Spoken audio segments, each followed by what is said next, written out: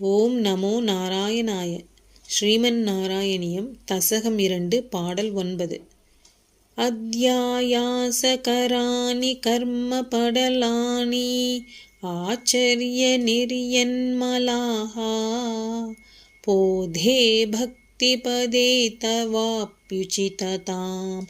ஆயாந்தி கிம் தாவதா க்ளிஷ்ட்வா தர்க்கபதே பரம் தவ வபுः பிரம்மாக்யமன்யே புனः சித்தாத்ரத்வம் வ்ருதே விசிந்த்ய பகுபிः சித்யந்தி ஜன்மாந்தரைஹி.